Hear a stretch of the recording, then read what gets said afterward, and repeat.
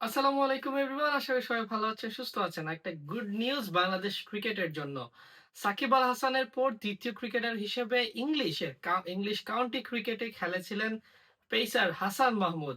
হাসান বেশ ভালো একটা ক্রিকেট খেলেছেন, অনেক কিছু শিখেছেন যেটা তিনি নিজে দাবি করেছেন। বা কাউন্টি ক্রিকেটের যে সৌন্দর্য হচ্ছে যেটা যে আহ কাউন্টি ক্রিকেট বেশ সুন্দরভাবে আমাদের ক্রিকেটারদেরকে বা যেকোনো দেশের ক্রিকেটারদের ক্রিকেট কালচারটা শেখায়। সো সেই জায়গা থেকে হাসান মাহমুদ অনেক কিছুই শিখেছেন। কেন্ট ক্রিকেট দলের হয়ে তিনি খেলেছিলেন।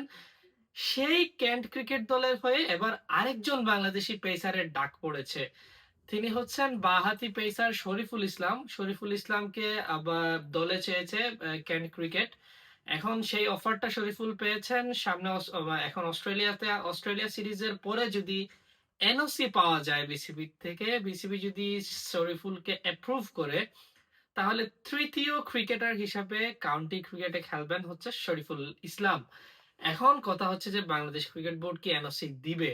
এনওসি না দেওয়ার আসলে তখন কোনো রিজন নাই, যদি আম, আলাদাভাবে কোনো কিছু চিন্তা করা হয়, কারণ তখন অস্ট্রেলিয়া সিরিজের পরে তেমন কোনো ব্যস্ততা নাই।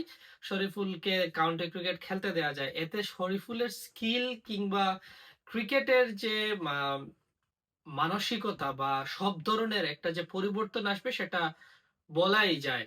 কাউন্টি ক্রিকেটে হাসান মাহমুদের যে পরিবর্তনটা এসেছে কাউন্টি ক্রিকেট খেলার পরে, আমি বিশ্বাস করি শরীফুলেরও সেই অভিজ্ঞতাটা হবে। তাছাড়া হচ্ছে যে বাইরের দেশের ক্রিকেটারদের সাথে মিশলে বা অন্যান্য দেশের ক্রিকেটারদের সাথে মিশলে যেটা হবে যে আমাদের যে ক্রিকেটার আছেন তাদের মেন্টালি আরো বেশি স্ট্রং হবেন। টাফ মোমেন্টে অন্যান্য দেশের ক্রিকেটাররা কিভাবে সেই সিচুয়েশন গুলা হ্যান্ডেল করেন কিংবা প্রেসারে আন্ডার প্রেসার কিভাবে তারা খেলেন, সবগুলা যদি কথা বলে, ম্যাচ না খেলে অ্যাটলিস্ট বেঞ্চে বসেও যদি কথা বলে ওই ক্রিকেটারদের সাথে আমাদের ক্রিকেটাররা, তাহলে কিন্তু অনেক কিছুই শিখতে পারবে পরবর্তীতে, যেটা নিজের ক্যারিয়ারে ইমপ্লিমেন্ট করতে পারবে।